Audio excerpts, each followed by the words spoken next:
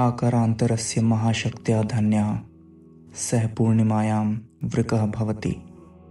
The one who is blessed with a superpower of shape-shifting becomes a wolfman in the full moon. नमस्कार दोस्तों, मेरा नाम है गौरांग रावत और आप देख रहे हैं कहानी डर की. आज की ये कहानी एक सत्य घटना पर आधारित है. तो ये बात लगभग 1996 से 1998 की है, जब उत्तर प्रदेश के बनबीरपुर गांव में एक भेड़िए ने 74 से ज़्यादा लोगों की जान ले ली थी. इन घटनाओं ने पूरे इलाके में दहशत फैला दी थी. लेकिन इस भयावह कहानी में एक मोड़ तब आया जब गांव के कुछ लोगों ने दावा किया कि यह कोई साधारण भेड़िया नहीं बल्कि एक भेड़िया मानव था. तो ये घटनाएं कुछ इस तरह से शुरू हुई कि गांव की एक निवासी सीता देवी अपने पति रामलाल और 2 बच्चों के साथ गांव के बाहरी इलाके में रहती थीं. एक रात जब पूरा गांव गहरी नींद में था तो सीता देवी ने अपने घर के बाहर एक अजीब सी आवाज़ सुनी. वह उठी और उन्होंने खिड़की से बाहर झांका तो उन्होंने देखा कि एक काले रंग का भेड़िया उनके घर के आसपास घूम रहा था. तभी वो भेड़िया घर के दरवाजे को खरोंचने लगा. रामलाल ने तुरंत बच्चों को चुप रहने का इशारा किया. भेड़िया कुछ देर बाद वहां से चला गया, लेकिन सीता देवी ने महसूस किया ये कोई साधारण जानवर नहीं था, क्योंकि वह एक आम भेड़िए से आकार में काफ़ी बड़ा था. उस रात डर के कारण उनके घर में कोई नहीं सो पाया.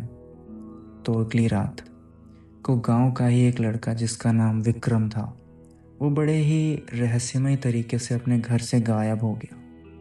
विक्रम का छोटा भाई, जो कि उस रात विक्रम के साथ ही सोया था, उसने बताया कि जो जानवर विक्रम को उठा कर ले गया है वो घर के अंदर एक जानवर की तरह अपने 4 पैरों पर चलकर आया था. लेकिन जब वो विक्रम को अपने साथ उठाकर ले जा रहा था तो वो बिल्कुल एक इंसान की तरह अपने 2 पैरों पर चल रहा था. उसकी लंबाई लगभग 6 से 6.5 फीट की रही होगी. इसी तरह से काफ़ी दिनों तक ढूंढने के बाद विक्रम का कोई भी पता नहीं चला. और फिर 3 दिनों बाद अचानक विक्रम के खून से सने हुए कपड़े और उसकी कुछ हड्डियां जंगल के अंदर से बरामद हुई. उस इलाके का जायज़ा पुलिस ने भी लिया, पर भेड़िए के पंजों के निशान के अलावा वहाँ कुछ और नहीं मिला. इसके बाद गांव में और भी ऐसी ही घटनाएं होने लगीं. कई लोगों ने रात में उस भेड़िया मानव को देखने का दावा किया.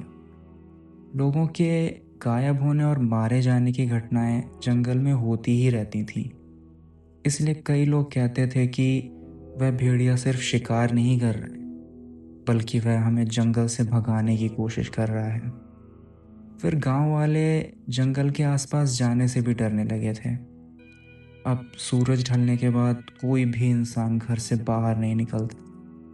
तो इसी तरह से करीब 5 महीनों में उस भेड़िए ने 35 से ज़्यादा लोगों की जान ली. और अगर हम पूरे आंकड़े की बात करें तो इस भेड़िए का आतंक वहाँ करीब 2 सालों तक बना रहा. 2 सालों में उसने 74 से ज़्यादा लोगों की जान ली थी. इसी को देखते हुए गांव वाले ने जंगल के आसपास भटकना भी बंद कर दिया था और उस जगह को छोड़ दिया था. फिर धीरे धीरे करके घटनाएं भी रुक गईं. पुलिस ने अपनी रिपोर्ट में बताया कि ज़्यादातर जो लोगों को मारे जाने की घटनाएं हुई हैं वो पूर्णिमा की रात या उससे आसपास की रातों में ही हुई हैं.